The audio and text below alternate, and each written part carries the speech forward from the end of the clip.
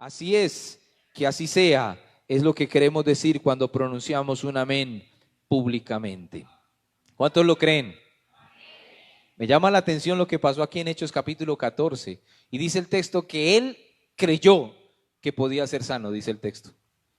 Y cuando yo leo eso digo, uy Señor, auméntame la fe. Auméntame la fe. Bien, como ya les compartí, hermanos, Hechos capítulo 14. Sí, con la ayuda del Señor vamos a continuar con nuestra serie de sermones. Los niños, me dicen que los niños pueden salir a sus clases.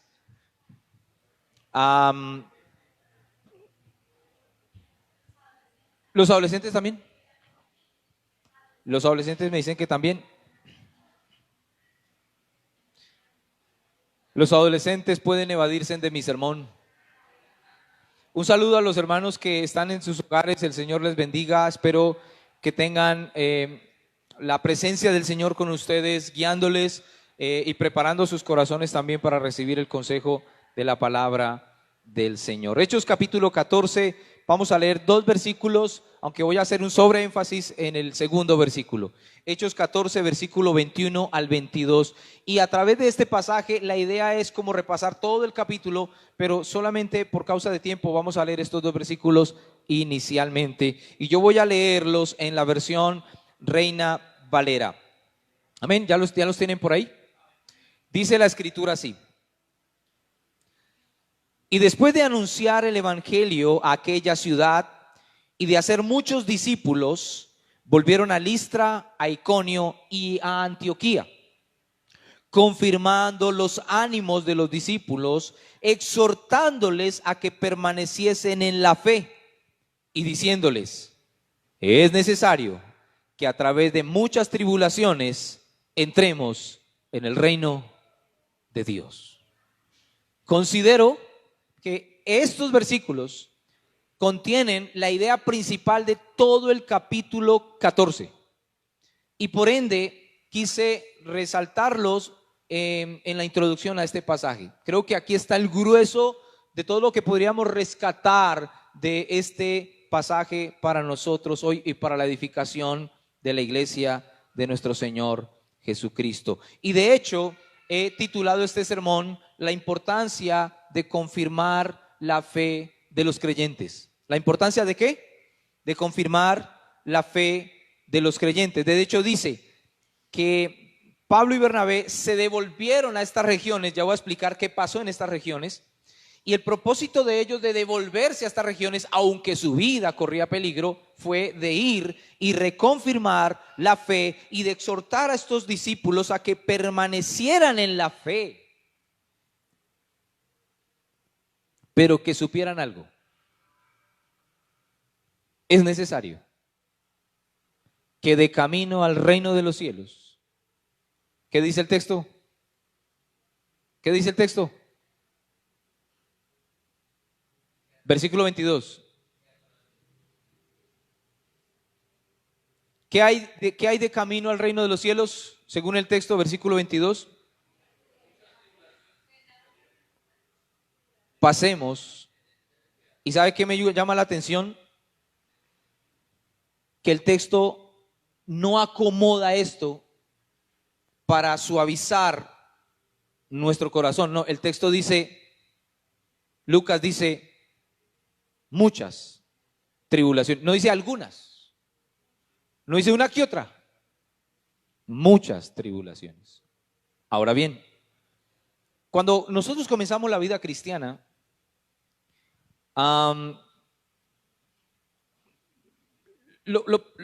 el primer mensaje que llama nuestra atención, ¿cuál es? ¿Se acuerdan cuando nos evangelizaron? ¿Sí se acuerdan, no? De todo el mensaje, ¿qué es lo que más llama nuestra atención?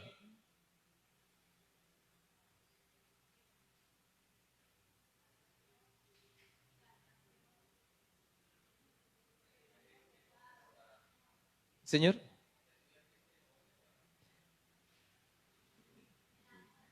¿Quién por allá dijo amor?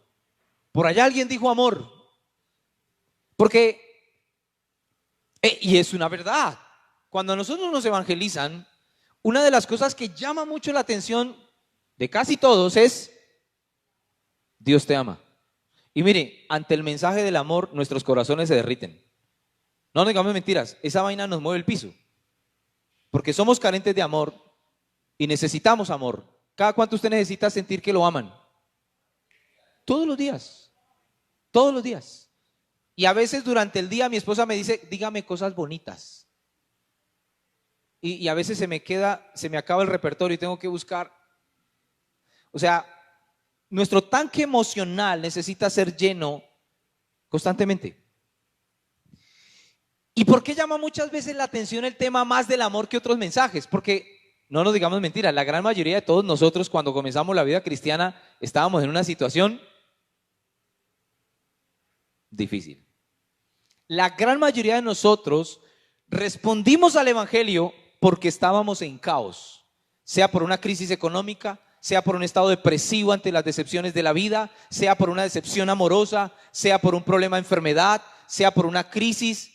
La gran mayoría de nosotros, cuando realmente respondemos al evangelio, es porque hay algo que necesitamos y no lo encontramos en ninguna parte.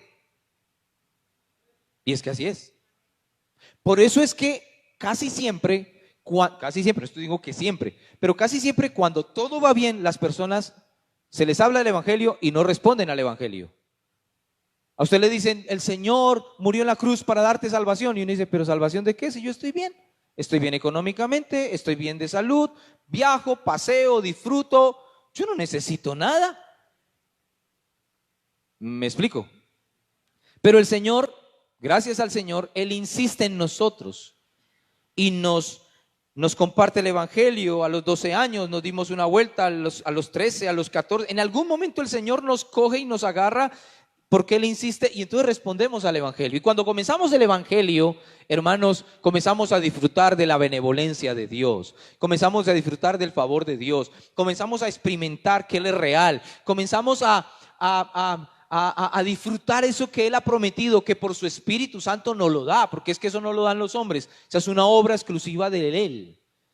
Y cada uno lo siente. Y de hecho es que si no se siente, no se arranca.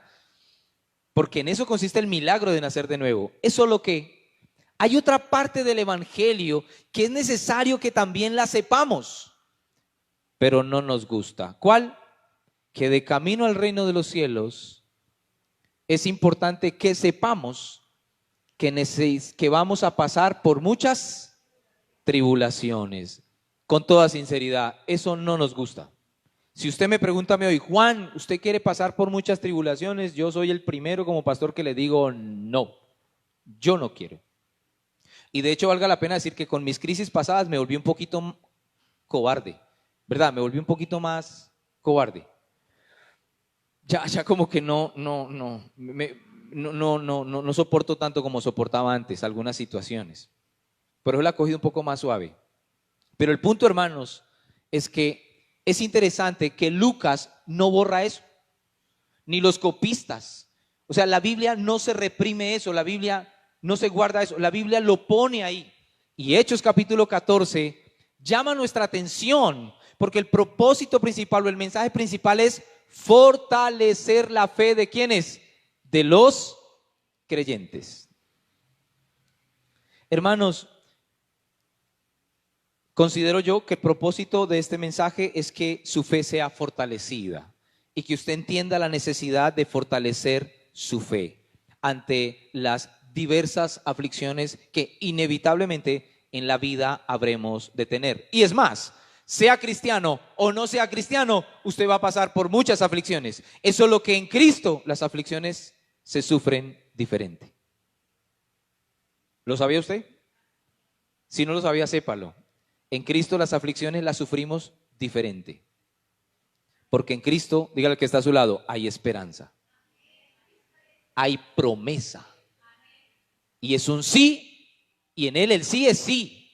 No es como nosotros los seres humanos, no. En Él el sí es sí. O sea, tenga la plena seguridad que esto no es para toda la vida ni por la eternidad. Este sufrimiento que tenemos es algo temporal. Y eso nos da consuelo, que esto no es para toda la vida en algún momento. Entonces, basado a este texto, mis hermanos, solamente quiero dejar tres cosas. Confirmando la fe de los discípulos, cómo la manera, o sea, perdón, la necesidad de confirmar la fe de los discípulos. Segundo, la manera en cómo somos confirmados. Y por último, algunas aplicaciones. Entonces, mis queridos hermanos, permítame, ¿los muchachos tienen el mapa ahí? Les invito a que vayan al capítulo 14, versículo 1. Dice, aconteció que en Iconio, que entraron judíos, perdón, aconteció en Iconio que entraron juntos en la sinagoga de los judíos y hablaron de tal manera que creyó una gran multitud, ¿de quiénes? De los judíos, y asimismo, ¿qué? Griegos.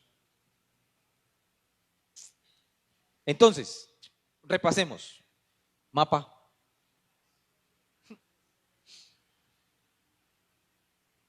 Mapa. ¿Dónde? No. Ok. ¿Dónde comenzó la iglesia primitiva? ¿Dónde? Y todavía el Tito me está haciendo Jerusalén. ¿Sí? ¿Recuerdan? Jerusalén. La iglesia primitiva tuvo la primera responsabilidad de extender el evangelio o de extender el reino a través de la predicación del evangelio. ¿Dónde? Primero era, y seréis testigos, ¿dónde? En Jerusalén. Después, ¿en dónde? Judea. Después otra región más grande, Samaria. Entonces, más o menos es aquí, Jerusalén, Judea, Samaria, todo esto es Samaria. Y después, hasta lo último de la tierra. Más o menos esto de aquí para allá era ya lo último de la tierra. De aquí para acá, ya, de Antioquía para allá, ya lo último de la tierra. En Hechos capítulo 11 comenzamos a ver cómo entra a ser protagonista la iglesia de Antioquía. ¿Sí? Recuerden que primero fue la iglesia de Jerusalén, el relato, estoy repasando lo que ya vimos. Y después Jerusalén envía a Bernabé, ¿sí? ¿Sí? Antioquía. Y Bernabé aquí en Antioquía va y busca en Tarso, ¿a quién? A Pablo, y se lo trae acá. Y aquí duraron como un año y ellos consolidaron la iglesia y la discipularon y la firmaron. Ya estando aquí en Antioquía hay una profecía, ¿no? ¿Se acuerdan? Que dice que iba a haber una gran hambre en la región de Samaria, en la parte de Jerusalén.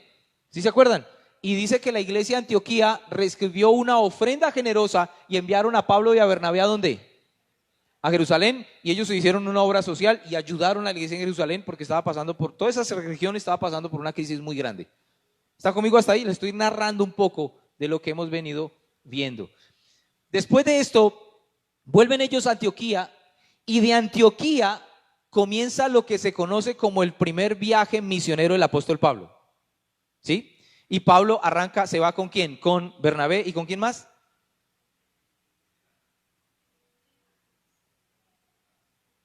¿Se acuerdan que yo les dije que le prestaran atención a ese personaje porque iba a ser polémico y que después íbamos a hablar de él?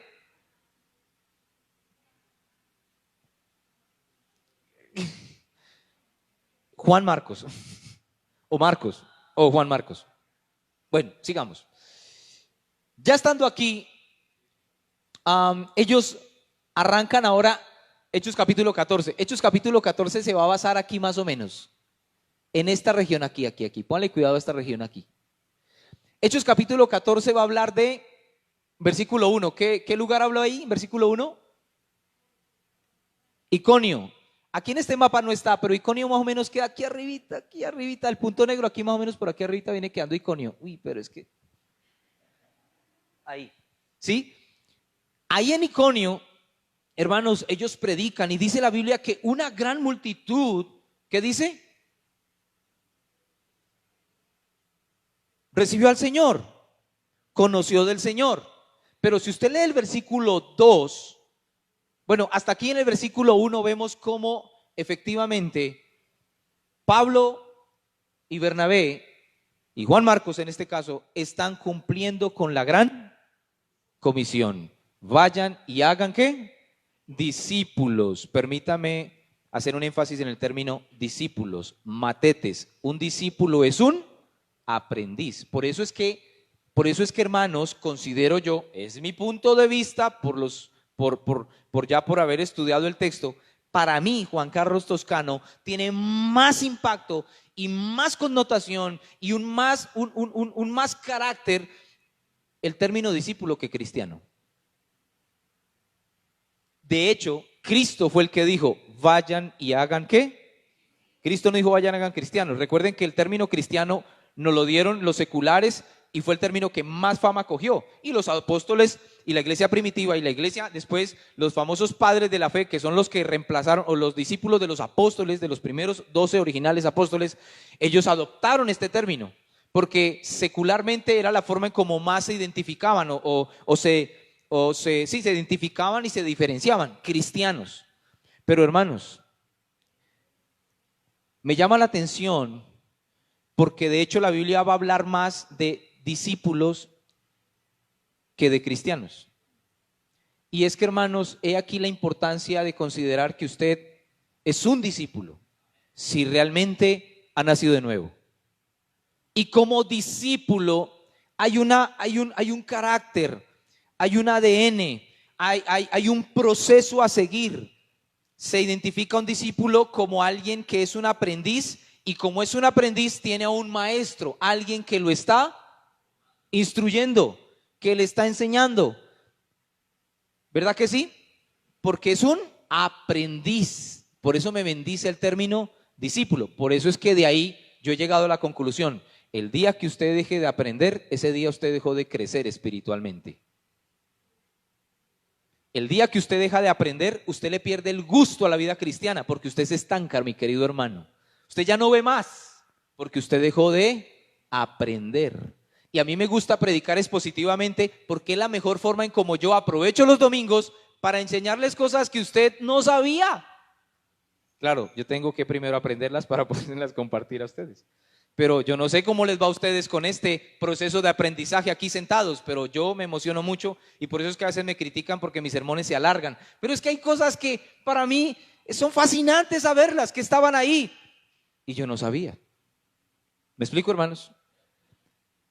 Pastor, ¿y usted por qué pone mapas? ¿Por qué creen que en todas las Biblias, o en casi todas las Biblias, al final de sus Biblias hay un mapa? Mira a ver si encuentran su Biblia un mapa. Porque los mapas nos ayudan a nosotros a considerar el impacto del alcance del evangelio y de todas las cosas que tuvieron que pasar mientras que el evangelio de Jesucristo se iba extendiendo. ¿Están conmigo hasta ahí? Entonces, permítame resalto esto. Para poder afirmar la fe es necesario primero ser discípulo, y para poder ser discípulo necesitamos haber sido expuestos a la predicación del evangelio, que fue lo que hizo Pablo y ¿quién? Y Bernabé en toda esta región. Ahora bien, en el versículo 2 del capítulo 14 dice que después de que hubo una gran cosecha, dice la escritura que hubo unos que levantaron una cierta revuelta y crearon una persecución. ¿Contra quién? Contra Pablo y ¿quién? Y Bernabé. Y de paso también para los nuevos creyentes. ¿Me explico?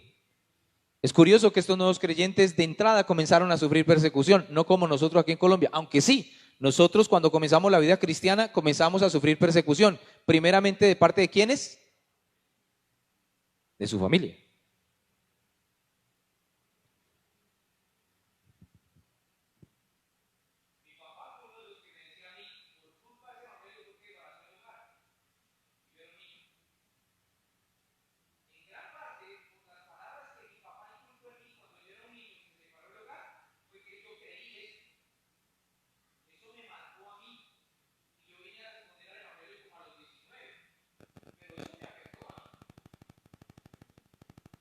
El punto es que se levanta una persecución muchas veces dentro de la misma casa, y no es algo nuevo. ¿Cristo lo había dicho o no lo había dicho? ¿Cuántos han leído la Biblia? ¿Cristo lo dijo o no lo dijo? Cristo dijo: por causa de mí muchos hogares se van a dividir.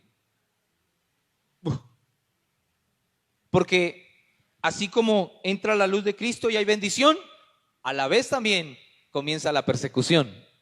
En la casa, y si no en la casa es en el trabajo, y si no es el trabajo es en el estudio, y si no es el estudio es en el barrio, y etcétera, etcétera, etcétera, etcétera, etcétera. ¿Qué hicieron? ¿Qué dice el texto que hizo Pablo y Bernabé, hermanos? ¿Qué dice?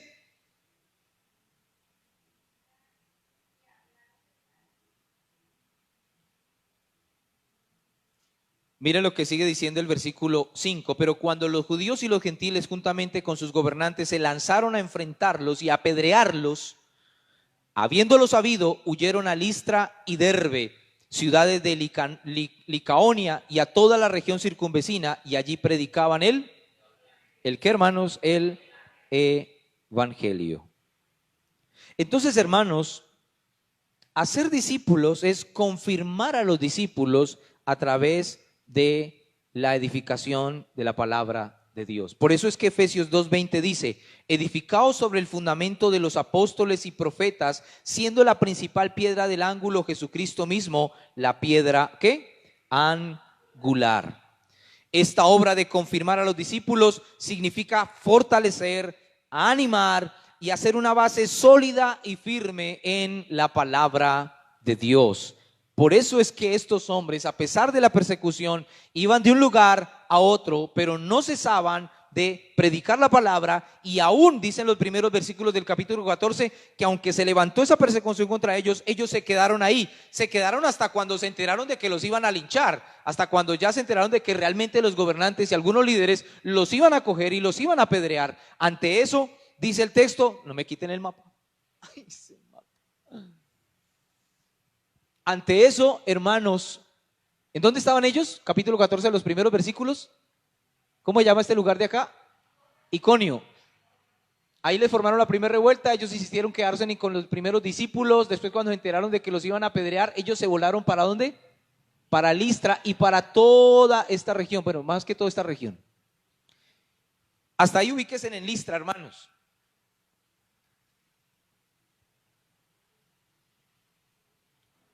Hechos capítulo 14, versículos 5 al 7. Hasta ahí vamos, ¿verdad?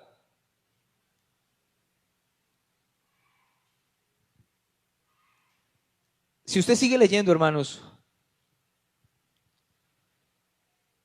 dice el texto, ya estando ahí en Listra, por favor pásense al versículo, bueno, yo creo que vamos a avanzar por tiempo, pero versículo 8 comienza a narrar qué ocurrió en Listra. Cuando llegaron a Listra, había un personaje que nunca había caminado, y el Señor usa a Pablo, así como usó a Pedro. ¿Se acuerdan cuando sanó a este paralítico en la puerta de la Hermosa en el templo? ¿Sí se acuerdan los primeros capítulos?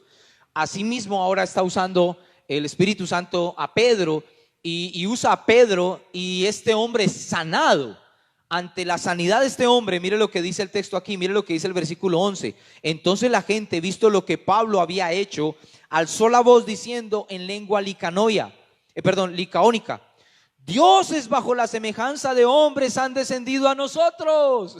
Tremendo. Y a Bernabé llamaban Júpiter y a Pablo Mercurio, porque este era el que llevaba la palabra. Y el sacerdote de Júpiter, cuyo templo estaba frente a la ciudad, trajo toros y guirnaldas delante de las puertas, y juntamente con la muchedumbre querían ofrecerles sacrificios. ¡Wow!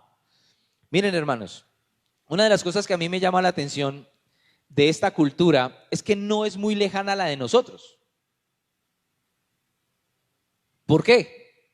Porque en esta cultura también se ve mucho esa tendencia a la superstición.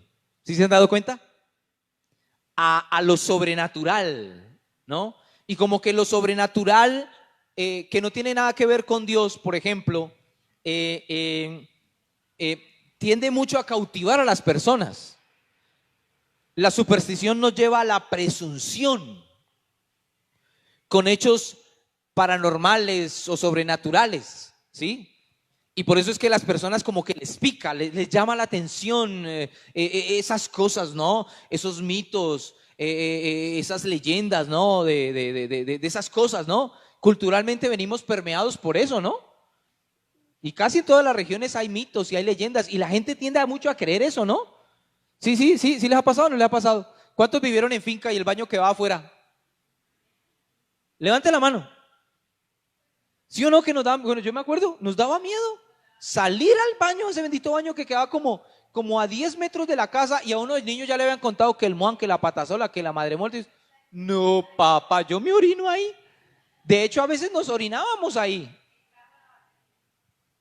La vasenilla. Uno prefería orinar en esa vaina. ¿Se acuerdan de una vasenilla? Ese coso blanco así esmaltado, ¿sí? Y aguantarse una chicha en la habitación y no ir por el susto de que viniera una bruja o el man. Y nosotros somos muy dados porque venimos de esas creencias. Esta cultura igual. Ellos venían con la creencia enraizada de los dioses griegos, de los dioses paganos. Por eso es que el texto dice que al ver un hecho sobrenatural que hizo, ¿quién? Pablo. ¿Qué dice la Biblia? Que la gente los vio como: estos son los dioses de los cuales nos hablaron nuestros antepasados.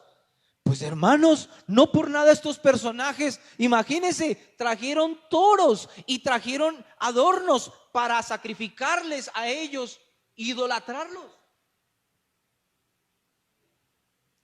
Ahora traigamos eso a hoy. Pregunta: ¿será que hoy nuestra sociedad y hasta algunos de la iglesia quieren idolatrar a los hombres? ¿Será que sí o será que no? Y la iglesia no ha sido la excepción, mis queridos. He visto a lo largo de los años cómo un hombre sirve como instrumento medio para un acto sobrenatural, y la gente pone su mirada en el hombre y pierde de vista a Dios.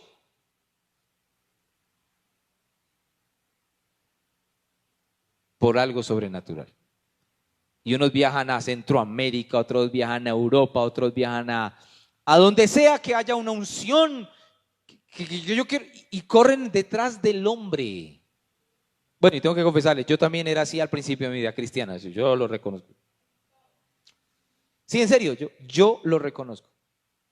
Yo corría detrás del hombre, porque lo sobrenatural a mí me... ¡wow! Y uno bien necesitado, ¿no? Corría uno donde hubiera fama de que allá hacían milagros, allá llegaba uno, porque uno bien necesitado. Y uno gastando dinero con la ciencia y nada. Tanto que algunos terminaron despreciando a sus pastores, a sus iglesias locales donde Dios los puso, y corriendo detrás de otras iglesias, porque allá sí hay milagros, decían ellos. Porque corrían detrás del milagro y no de Dios. ¿Me estoy explicando? Pero uno va pasando los años y se va dando cuenta que las motivaciones no son sanas. Y que a la final, con milagros y milagros, somos llamados a confiar en Dios. ¿Me explico? Porque ese mismo Pablo que Dios usó para hacer un acto sobrenatural, ese mismo Pablo fue asesinado más adelante. No sé si me estoy explicando. Porque nuestra fe no puede estar fundamentada en lo sobrenatural. Nuestra fe debe estar fundamentada en Cristo Jesús. Pero usted se demora un tiempo logrando madurar, y espero que usted esté madurando. Pero hermanos, qué triste y qué vergonzoso cuando la iglesia no logra comprender esto y termina cayendo presa de unas cosas todas raras y todas locas. Ahorita voy a decir algunas. Pero ¿qué es lo que me llama la atención? Si usted sigue leyendo el versículo siguiente, léalo, por favor, mire lo que dice su Biblia. Estas mismas personas que querían, trajeron unos toros y los colocaron ahí para sacrificárselos. Estas mismas personas, estos mismos, versículo siguiente, ¿qué dice que hicieron con Pablo?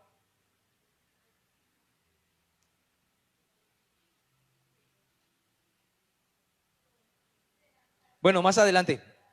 Bueno, cuando lo oyeron los apóstoles, rasgaron sus vestiduras y se lanzaron entre la multitud dando voces diciendo: varones, ¿por qué hacéis esto? Bueno, y a ellos los amonestaron, pero aún así la gente insistía.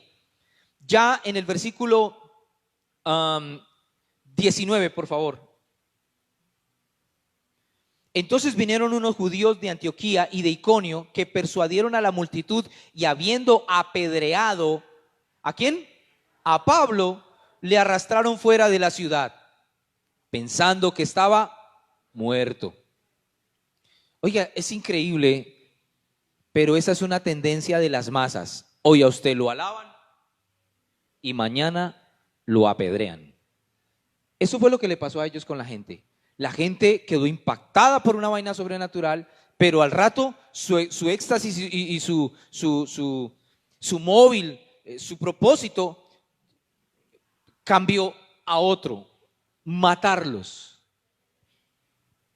Y para mí, Juan Carlos Toscano, aquí encuentro una enseñanza muy importante. Hermanos, si algo hemos aprendido con la gente es: no se coman las flores.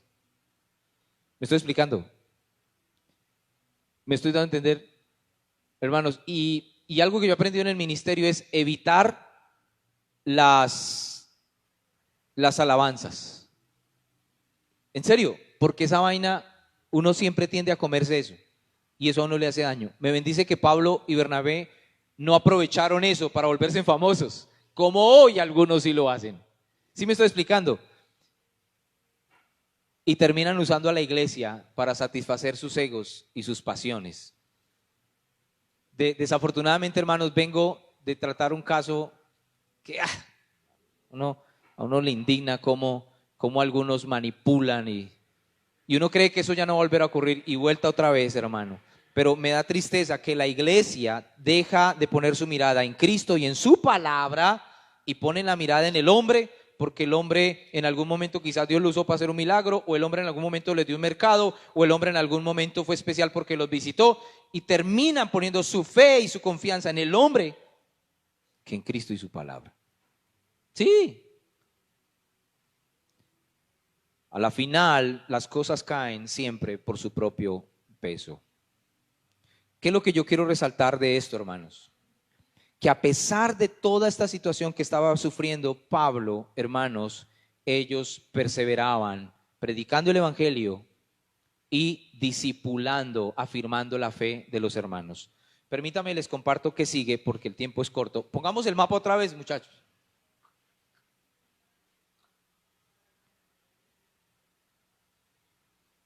Gracias. ¿Dónde apedrearon a Pablo? Primero lo iban a alabar como un dios, lo iban a sacrificar toros. Menos mal no le sacrificaron los toros, o si no se los cobran. Se los cobran. Después ellos huyen. Dice el texto, y más adelante usted va a seguir leyendo. Ellos creyeron que estaba muerto, no estuvo muerto, lo recogieron y volvieron y lo metieron a la ciudad de Listra. Al otro día dice la Biblia que ellos se volvieron para acá, para Derbe. Aproximadamente 90 kilómetros según los que saben de esto. Y me llama la atención que Pablo, después de tremenda paliza que casi lo matan, oye, y valga la pena decir, yo me imagino, claro que esto es algo muy mío, yo me imagino que Pablo, mientras que lo están apedreando, yo me imagino que Pablo se acuerda cuando él vio cómo apedreaban a Esteban. Y por eso es que Pablo más adelante dice, yo llevo en mi cuerpo las marcas de Cristo. Porque Pablo sufrió literalmente muchas heridas físicas. ¿Alguna vez a usted lo han escalabrado por una pedrada? ¿No? Yo sí, mire. Por aquí tengo como 3 cicatrices. Yo era inquieto cuando niño. De hecho, en quinto de primaria escalabré a un chino porque nos pusimos a jugar y le saco sangre a ese muchacho. Yo pensé que lo había matado uno de niño. Esa fue una de las jugueteras que poco uno las olvida en la vida.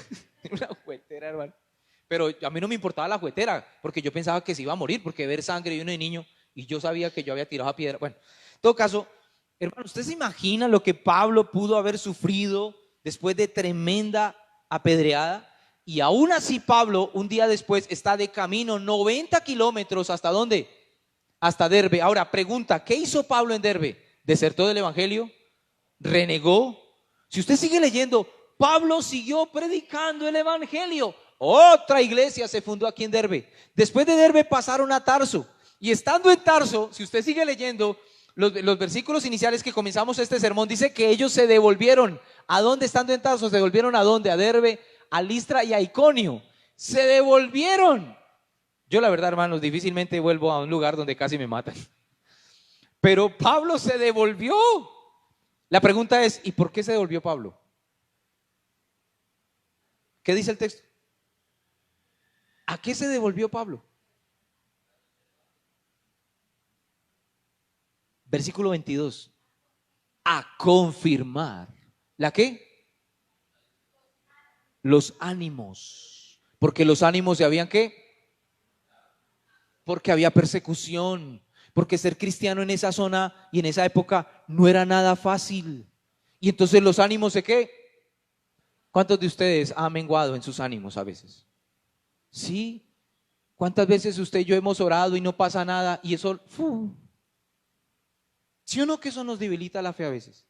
¿Cuántas veces usted se llena de expectativas por algo que a lo cual usted le ha puesto mucho entusiasmo y sencillamente no sale? Y uno como que... ¿Cuántas veces usted ha pecado y se siente avergonzado y se siente desanimado para con Dios? Y usted... ¿Cuántas veces usted se ha desanimado porque el pastor Juan lo decepcionó? Sí, y si no lo he decepcionado, prepárese y créame, yo lo voy a decepcionar. Y escriba eso ahí, yo los voy a decepcionar. Y eso a veces nos desanima. Yo hablaba con un pastor en esta semana que vino y me visitó. Yo, hermanos, yo me alejé un poco de la asociación de pastores por algunas de mis crisis. Y hasta ahora estoy volviendo otra vez como a socializarme con algunos. De hecho, esta semana me llevé a 5 pastores de la ciudad, no son de la misión, me los llevé al evento de Tierra Alta. Por allí fue a parar con Giovanni Bobadilla. Hace rato no compartía con ellos. Y es interesante que a pesar de nuestras diferencias, podemos compartir en unidad, podemos compartir. Es diferencia en cuanto a estilos, formas, ¿no? Y uno de estos me decía, que vino esta semana, me decía, pastor, yo decía así, ¿no? En sus luchas, ¿no? Decía, yo siempre me vi rodeado de algunos pastores, pero un momento en estos años, en este año pasado donde no había ninguno y me sentí solo y me puse a llorar. Y yo le dije, hermano, pero es que eso no solamente a usted, todos, yo creo que todos en algún momento en el tema de la pandemia nos sentimos solos, porque ¿quién iba a visitar a quién? ¿Sí me entienden? Pero al punto es que muchas veces nuestros ánimos menguan. Algunos, al ver las noticias de lo que está pasando en Colombia, menguan sus ánimos. Sí, ahora, de mi parte, hermanos, yo casi nunca voy a promover imágenes de esas que se están promoviendo en las redes sociales de lo que está haciendo Petro, de la hechicería y toda esa vaina.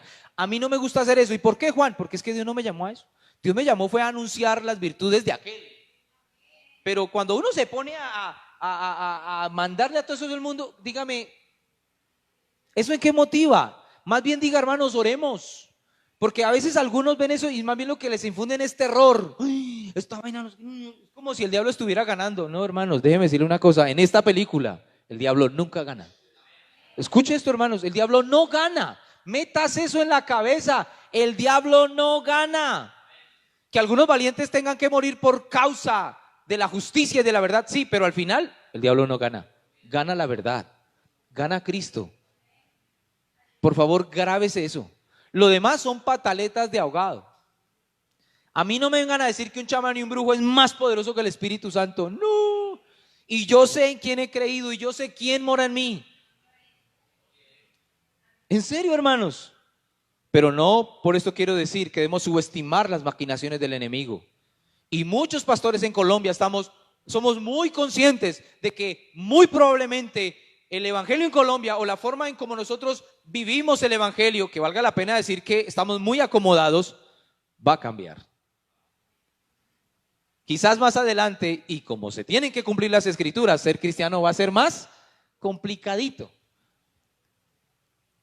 Ante esto, me llama la atención que Pablo y Bernabé se devolvieron ¿a qué? A visitar a las iglesias, a compartirles el evangelio, a fortalecer la fe de ellos. Pregunta, pastor, ¿cómo se fortalece la fe? ¿Cómo se fortalece nuestra fe? ¿Cómo fortalecemos nuestra fe? Porque obviamente aceptamos y reconocemos que a veces tendemos a ¿qué? Aceptémoslo. Y necesitamos fortalecernos. Me llama la atención que el apóstol Pablo en casi menos de 10 años, Pablo fundó muchas iglesias, hermanos, por toda esa zona, por Asia, por Galacia, por Macedonia, por Acaya. En casi menos de 10 años ese Pablo hizo toda la tarea. Bueno, casi toda la tarea. ¿Qué movía a Pablo, hermanos? Su amor por Cristo y su amor por los hermanos. Hermanos amados, cuando usted se pregunte en su corazón, ¿y por qué yo tengo que ir a la iglesia? Permítame darle esta respuesta. Porque la única forma, bueno, no es la única forma, pero es la forma más efectiva en cómo usted fortalece su fe. Usted viene a este lugar porque hay algo que usted recibe aquí que afuera no lo puede recibir. Afuera usted consigue dinero para tener vestido, o sea, hay necesidades naturales, el vestido, la comida, ¿no? El dormir, ¿cuál otro? El trabajar, el estudiar. Todas esas cosas son necesarias, son importantes, pero hay algo que su alma necesita y ninguna de esas cosas se lo va a dar. Eso solamente se lo da el Espíritu Santo y la bendita palabra de Dios. Y cuando usted está aquí, recibe la palabra y no se duerme, usted es alimentado, usted es fortalecido, usted es afirmado en su fe, usted recobra energías, usted recarga su batería. ¿Amén o no amén? Hermanos, muy bien, por eso la Biblia nos motiva a nosotros a que seamos edificados a través de los apóstoles, de los profetas, de los evangelistas, de los pastores, de los maestros. Estos están para capacitar a los santos para la obra del ministerio, para la edificación del cuerpo de Cristo, dice Efesios capítulo 4, versículo 11 al 13, hasta que todos lleguemos a la plenitud del Hijo de Dios, a un conocimiento de un hombre maduro, perfecto, a la estatura de la plenitud de Cristo, hermanos. Por eso es que es importante que usted no descuide su devocional, su tiempo de oración íntima y su congregarse. Descuide esas tres cosas y usted lentamente se va a ir desapareciendo. Segundo punto, quiero resaltar la manera en cómo eran confirmados estos hermanos, aprovechando lo que ya dije. Hermanos, la palabra exhortar viene del griego parakaleo, que significa llamar cerca, invitar, invocar por imploración. Es una exhortación o una consolación a permanecer en la fe. Dígale al que está a su lado, permanezca en la fe. Hermanos, cuando una persona permanece en la fe, esa es una evidencia de que realmente ha nacido de nuevo. O sea, es una evidencia de que realmente su llamamiento a la salvación ha sido eficaz. Ahora, nosotros no sabemos, porque no conocemos el corazón de los hombres, pero Dios sí lo sabe.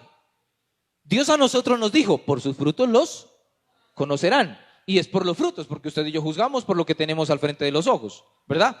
Dios no, Dios sí sabe quiénes nacen de nuevo y cuál es el proceso para cada uno. Pero en el caso de nosotros al ver a los hermanos perseverar, podemos decir, miren, su profesión de fe ha sido genuina y ha sido auténtica. ¿Me explico? Por eso es que cuando una persona se aparta y termina como si nunca hubiera conocido al Señor, uno se hace un signo de interrogación y uno dice, uno especula, ¿no? Uno dice, posiblemente este nunca nació de nuevo, pisó una iglesia, experimentó y, como dice Pablo, degustó de los beneficios de Dios, pero realmente su corazón nunca fue nacido de nuevo, no fue transformado. Y como eso no lo hacen los hombres, ni ninguna iglesia, ni ninguna organización, eso lo hace solo el Espíritu Santo. Y por ende hay un proceso que lo promueve el mismo Espíritu Santo. Pues por eso, mis queridos hermanos, es que Jesucristo dijo que nadie los arrebataría de mi mano. Y es que, hermano, cuando Jesucristo le dice a los discípulos, nadie los arrebatará de mi mano, lo que Jesucristo está queriendo decir es, nada ni nadie, ni ustedes mismos podrán salirse de mí. Pero cuando Cristo dice eso, ahí abre un debate teológico. Él sabe quiénes son, nosotros no. Y por eso es que a veces terminamos en debates teológicos. Pero, hermanos, lo importante es que nosotros, usted individualmente, pueda cerciorarse que está perseverando. Y eso es lo que a usted le interesa y a nosotros nos interesa. Usted individualmente pueda juzgar y evaluar hasta dónde usted está perseverando en la fe, a pesar de tantas cosas. ¿Y por qué es necesario perseverar en la fe? Algunas respuestas, hermanos, o bueno, una que encierra muchas.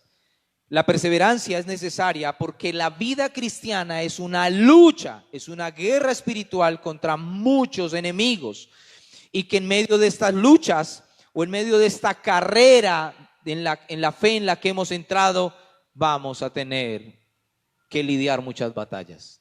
¿Contra quiénes? contra el pecado. ¿Cómo les ha ido contra el pecado? ¿No es cierto que eso ha sido difícil? ¿Ha sido complicado? Nosotros luchamos contra nosotros mismos, contra ese pecado, lo que algunos muy ilustrativamente dicen remanente de pecado, esa tendencia de preferir las cosas negativas, es esa tendencia de darle la espalda a Dios, es esa tendencia de hacer oídos sordos a lo que Dios nos dice por hacer lo que a mí me parece. Es una tendencia a hacer lo malo. ¿Sí lo han sentido? ¿Cada cuánto? ¿Cada cuánto? Uy, hermano, eso es todos los días. Todos los días. Es más, usted se acuesta, yo no sé, pero a mí me han contado que algunos de ustedes se acuestan en la noche, y se acuestan en la noche, y dicen, mañana voy a madrugar al devocional. Y se acuestan con un entusiasmo y un deseo de madrugar, ¿verdad? Mire, hermanos, en eso nadie, o sea, Dios sabe que su deseo es genuino y es auténtico. Pero suena ese aparato a las 4:30 de la mañana. Y entra la lucha, ¿no?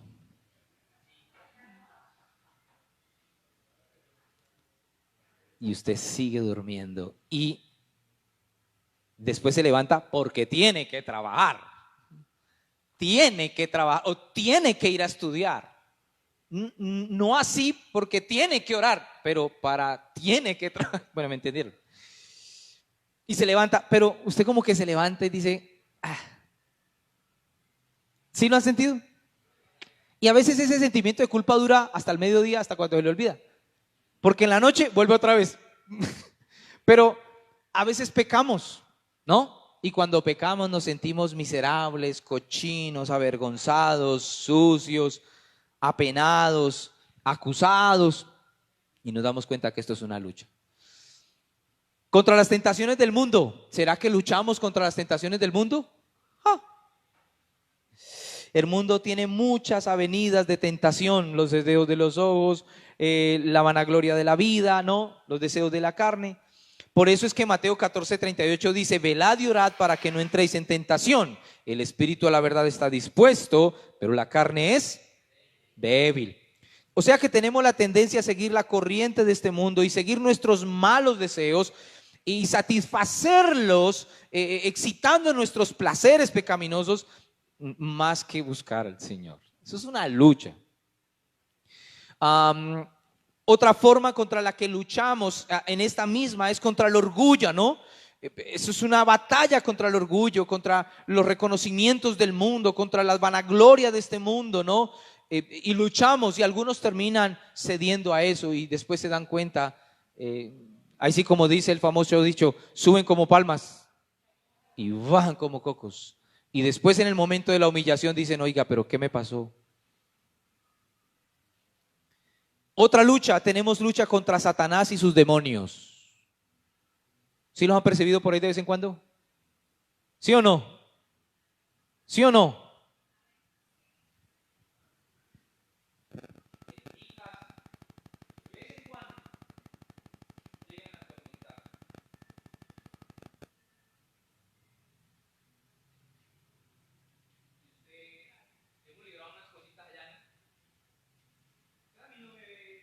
Me ve a cada rato invocando demonios, pero yo, hermanos, sé qué es eso.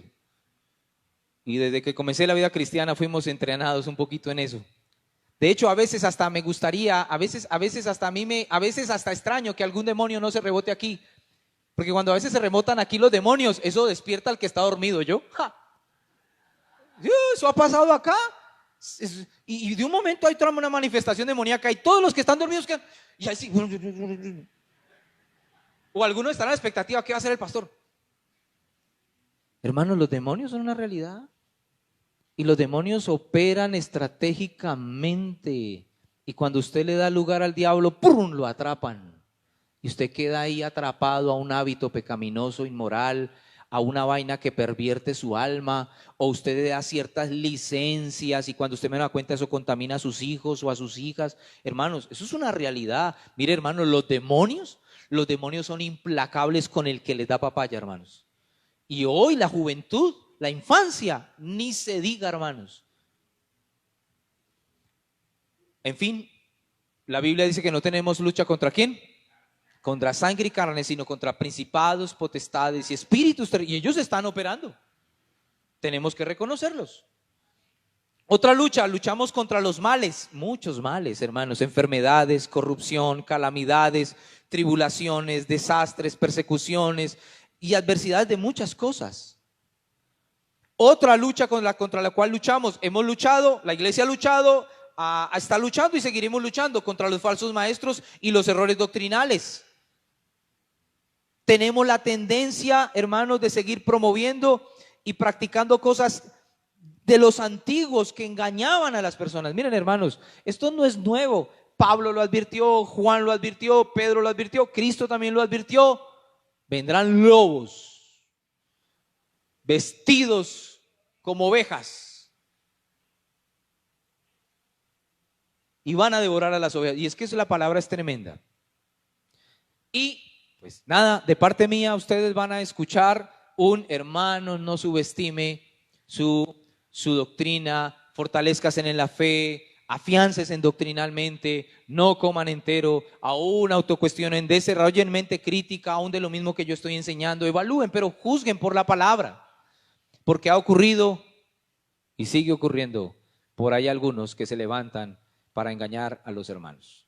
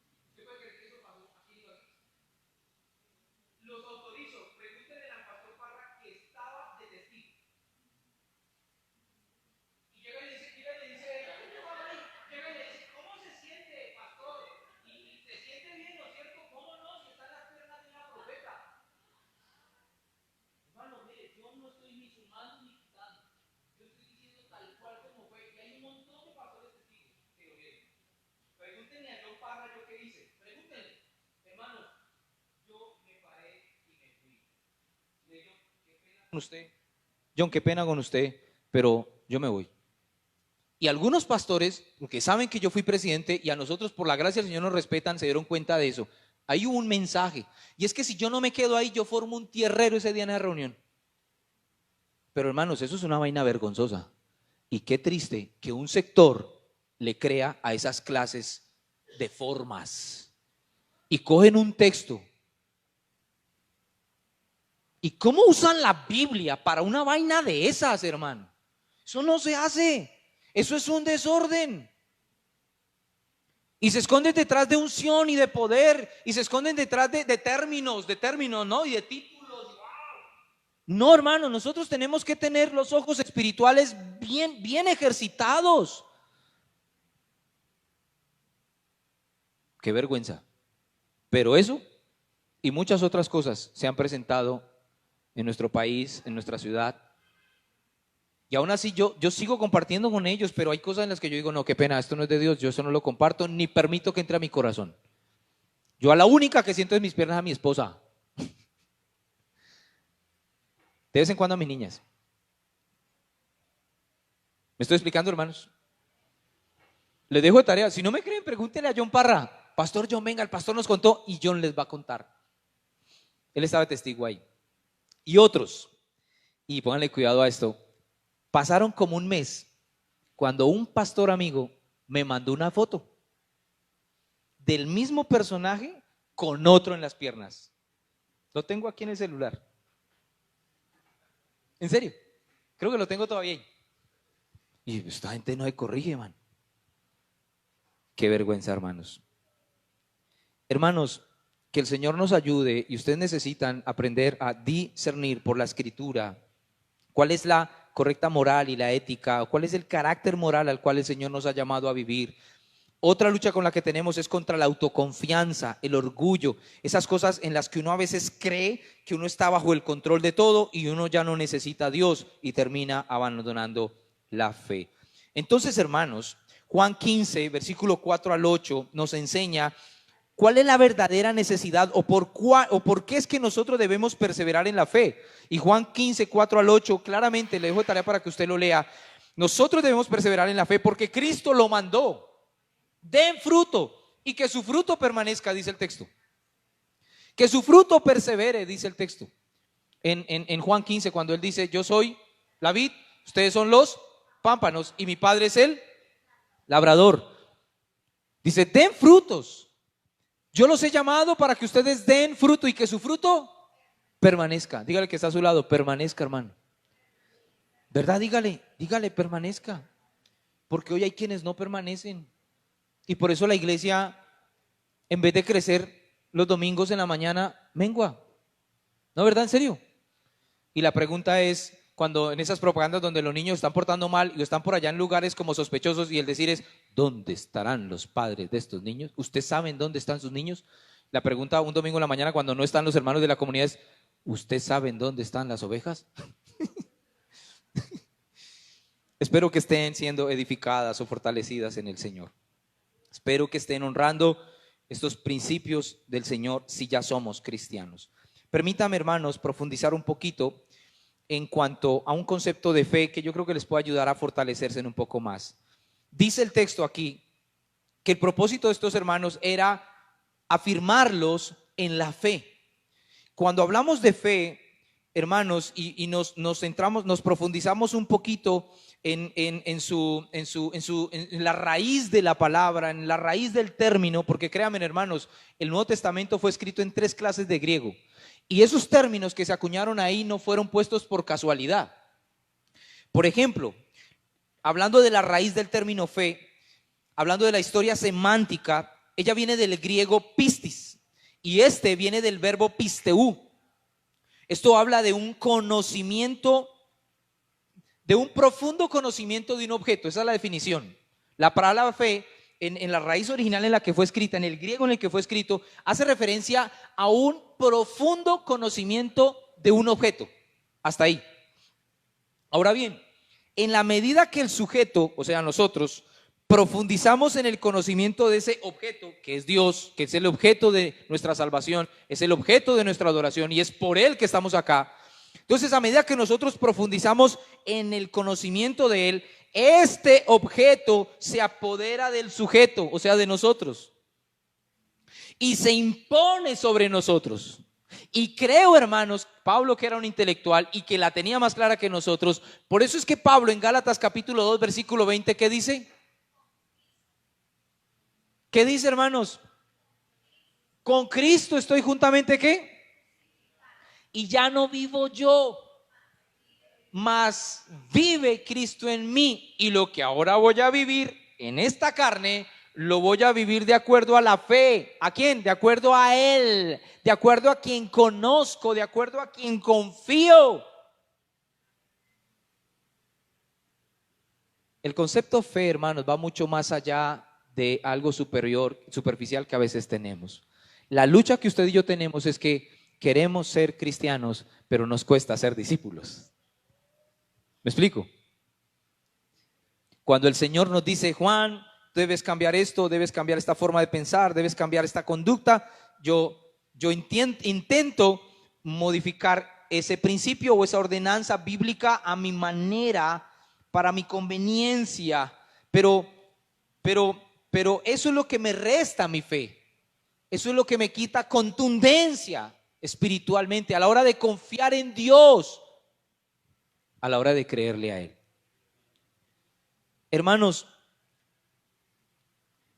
Pablo dijo, ya no vivo yo, mas Cristo vive en mí. Pablo adoptó este conocimiento a su vida. De hecho, Pablo dice que él dejó todo el otro conocimiento y le dio preeminencia a este conocimiento sobre su vida.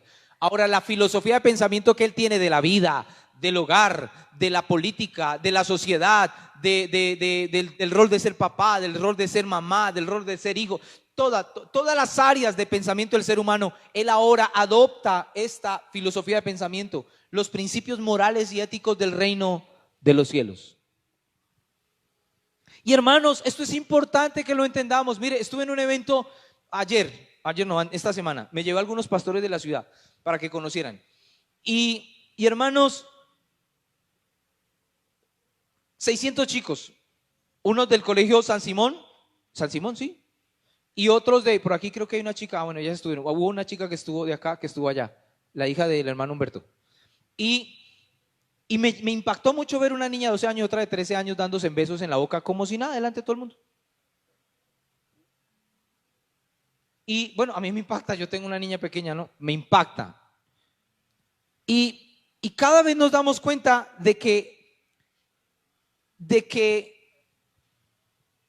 el concepto de moralidad está más devaluado. Y el mundo no solamente lo promueve, sino que lo justifica. ¿Sí o no? ¿Sí es así o no es así? Y lo están justificando tanto, que nos están haciendo creer que para nosotros eso debe ser algo normal. Mire, hermano, cuando usted vea unos niños haciendo eso y usted diga, y usted ya no se asombre, preocúpese. ¿Me estoy explicando? O sea, verdad, el día que usted vea eso y usted ya no sienta nada, preocúpese, porque usted puede estar dentro de los que la Biblia dice que la maldad se multiplicó y el corazón de muchos se enfrió. No estoy diciendo que debamos discriminarlos, no estoy diciendo que debamos atacarlos, no. Lo que estoy diciendo es que debemos llenarnos de la misericordia y de la ternura que tiene el Señor al ver la sociedad como está. ¿Me estoy explicando, hermanos? Vio las multitudes y tuvo ¿cómo? Compasión de ellas. Y lo que sí les digo es que cada vez va a ser más visto el ver entrar a nuestras comunidades personas que consienten la homosexualidad y muchas otras cosas.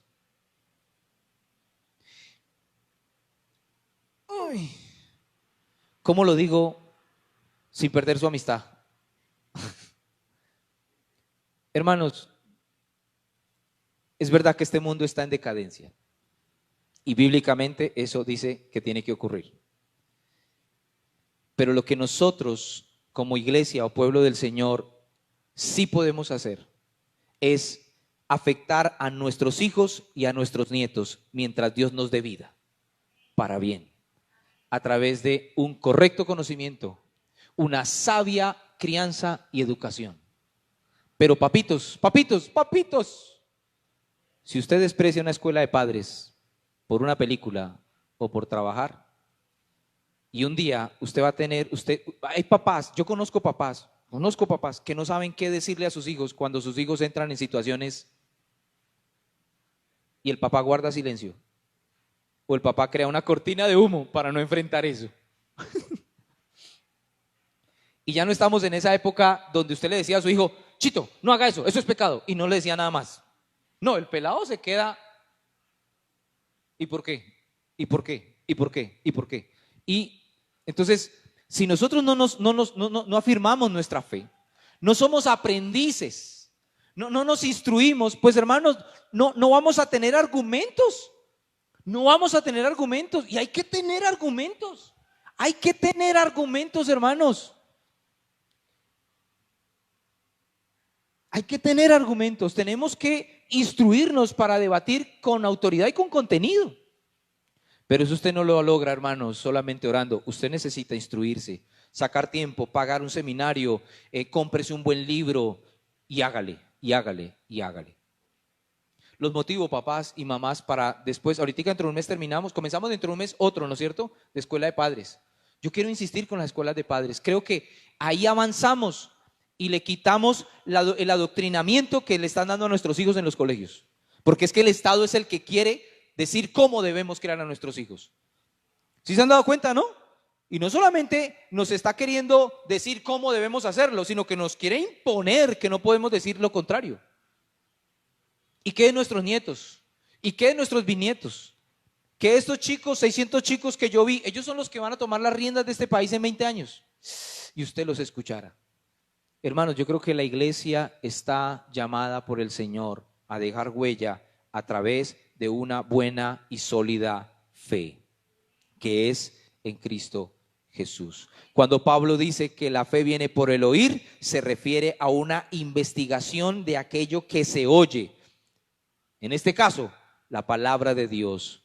¿Quién la dice y qué dice de ella? Por eso, hermanos, fe va más allá de una mera expresión. Fe es un conocimiento que se profundiza y usted fortalece sus sentidos, su intelecto y su corazón adquiere un carácter sólido, por lo cual entre las aflicciones usted y yo no claudicaremos, porque nuestra fe está sólida. La fe viene ¿por qué? Por el oír, y el oír correctamente la palabra de Dios. O sea, cuando hablamos del oír no es solamente usted poner la Biblia y ponerla en audio y acostarse a dormir, no. Estamos hablando de usar las ciencias bíblicas para hacer una correcta exégesis de un texto y poder hacer una correcta hermenéutica del pasaje. Es más, quizás usted no se da cuenta, pero mientras que usted me escucha predicar, mientras que usted ve cómo uno desglosa el texto, usted está aprendiendo a interpretar. Porque yo estoy compartiendo con ustedes los pasos de una exégesis. Y usted dice, ahora entiendo. Y ustedes se van a ir acostumbrando a saber interpretar el texto. No solamente quedan con la lectura y ya, no, sino que usted investiga qué es lo que quiso decir y por qué. Y eso edifica, alimenta y logra sacar para su vida personal relevante para este tiempo un mensaje que ayudará a su corazón. Bueno, hermanos, en fin, la última pregunta para terminar es, pastor, ¿y hasta cuánto tiempo debemos perseverar? Esa respuesta nos la dio Jesús en Mateo 10:22. Y seréis aborrecidos de todos por causa de mi nombre, mas el que persevere hasta el fin, este será salvo. Pastor, ¿hasta dónde tenemos que perseverar? Hasta el fin. Hasta el fin. Con o sin, pero hasta el fin. Debemos perseverar con la ayuda del Señor. Puestos en pie, hermanos, y vamos a orar.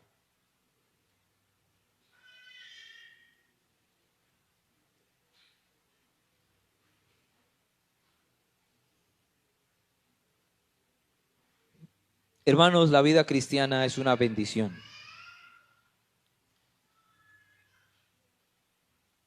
A medida que nosotros vamos comprendiendo a Dios hasta donde Él nos lo permite, vamos creciendo. Vamos adquiriendo conciencia de por qué confiar en Él a pesar de las cosas que veamos en este mundo. Y escuchen esto, y a pesar de algunas aflicciones que vamos a vivir. Hermanos, aún en medio de la aflicción tenemos promesa. Recuerden, Cristo les dijo a sus discípulos, en el mundo tendréis, pero no teman, les dijo el Señor, no teman. Yo estoy con ustedes, dijo el Señor, yo he vencido al mundo. O sea que no nos vamos a hacer, la Biblia dice, no os dejará ser tentados más allá de lo que podemos soportar o resistir. Usted es usted y Dios tiene un propósito con su vida, con su esposo, con sus hijos y con sus generaciones. Nuestro deber es profundizar en ese conocimiento de quién es Él y hacer como lo hacía David, hablarnos a nosotros mismos y autoexigirnos a nosotros mismos a no perder de vista quién es el objeto de nuestra adoración y para quién y por quién vivimos. Todo lo que usted y yo tenemos, hermanos, todo lo que usted cree que es valioso para su vida, hermanos, está contenido en la providencia del Señor, porque si no fuese así, usted no lo tendría. Y que no les quepa la menor duda, hermanos, que a pesar de las aflicciones o a pesar de las pérdidas, Dios es bueno. Dios es bueno y Él ha prometido estar con nosotros. Cierre sus ojos, hermanos, y démosle gracias al Señor.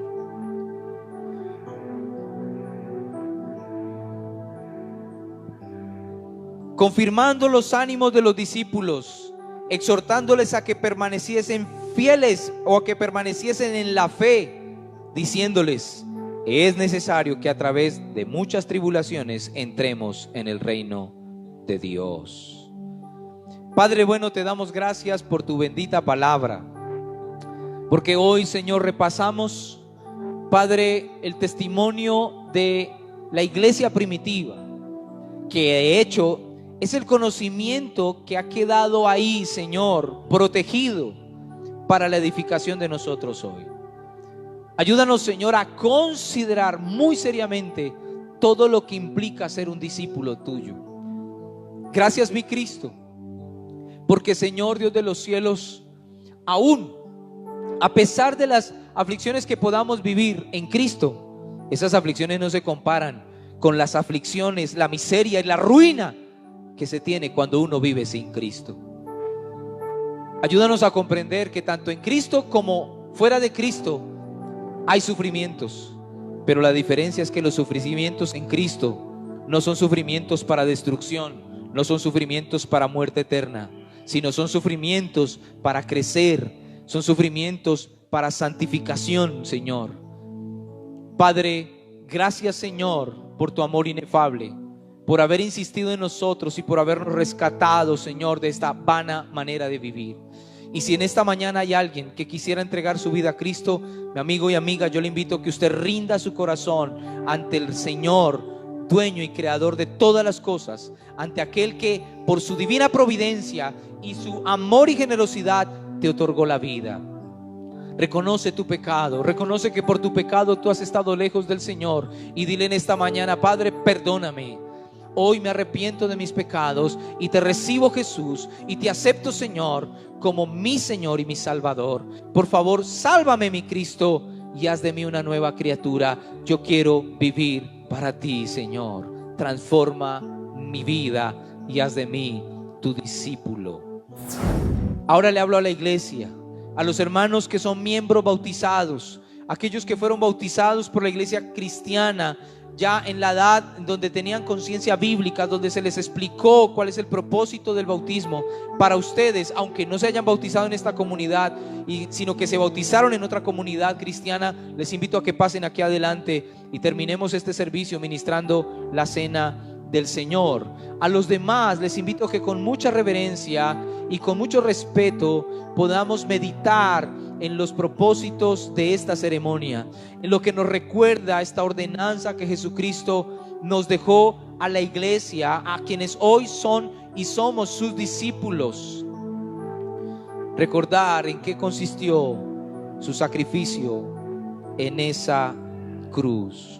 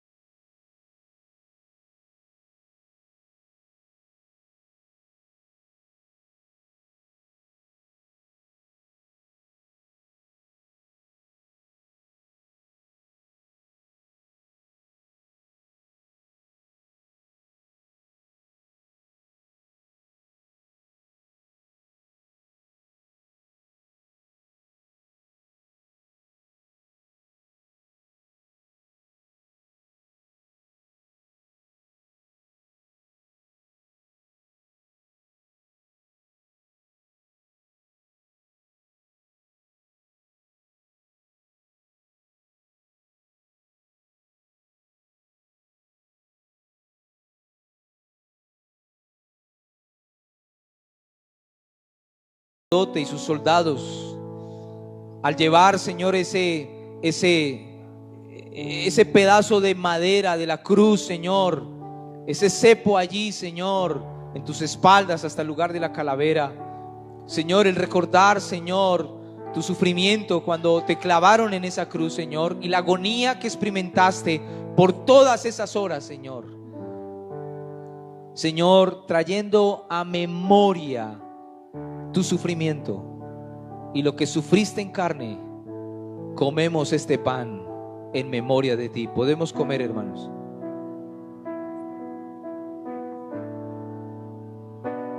Dejaste el cielo por salvarme, me viniste a rescatar.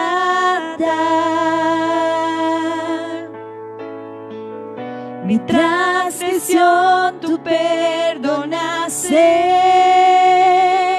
nada nos separará.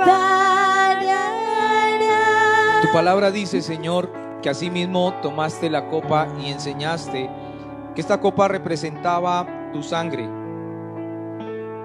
que esta copa representaba una señal de un nuevo pacto, un pacto mejor que el primero, Señor, por medio de la cual nuestros pecados serían borrados, serían quitados, y ante esto seríamos justificados ante Dios, puesto que éramos, Señor, reclamados por la justicia de Dios por causa de nuestro pecado.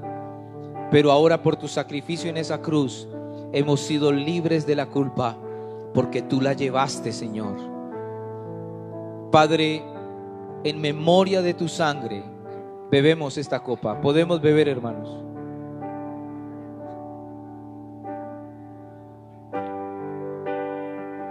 Y el apóstol Pablo dijo, cuando enseñó a la iglesia de Corinto a ministrar la cena, dijo: así pues, todas las veces que comamos este pan y bebamos esta copa, la muerte de nuestro Señor Jesucristo anunciamos hasta cuando Él venga. Y solo te pedimos, Señor, ayúdanos a perseverar. En verdad, Señor, yo te ruego, sustenta el corazón de mis hermanos. Solo tú sabes cuáles son sus luchas mentales, emocionales y físicas. Sosténlos con el poder de tu diestra, mi Cristo. Hoy oro por sus almas, Señor, así como lo hago en el secreto, Señor. Padre, te pido, Espíritu Santo, fortalécelos, ayúdalos, aliéntalos, auméntales la fe. Espíritu de Dios, desbarata cualquier argumento que el enemigo haya querido meter, infiltrar sutilmente en sus corazones, que los quiera llevar a dudar de ti, que los quiera llevar a confundirlos, que los quiera llevar a apartarse de ti, que los quiera adormecer en sus conciencias. Por favor, Espíritu Santo, aviva tu obra en medio de sus corazones. Por favor, Señor, por favor, Padre, fortalece y afianza los principios y los valores éticos, morales, bíblicos tuyos, Señor. Y te pido también, Señor, que les des valor y valentía.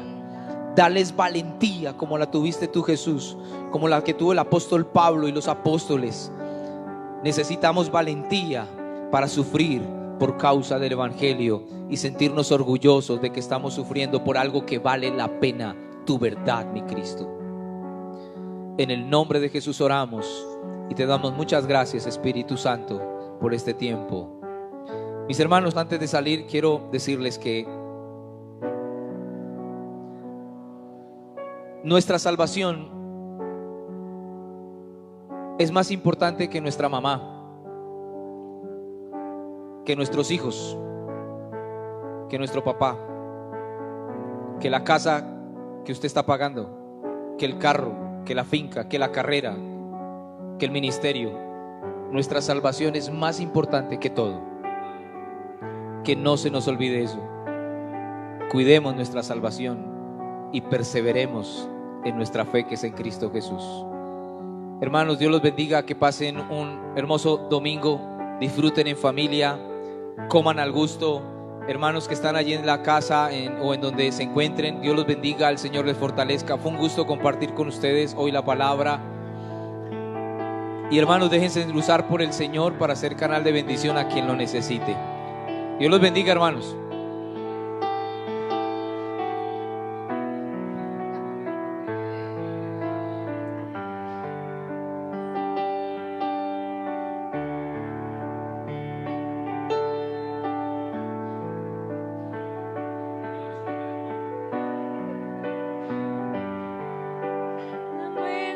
Venciste, el velo partiste, la tumba vacía ahora está, los cielos se clavan.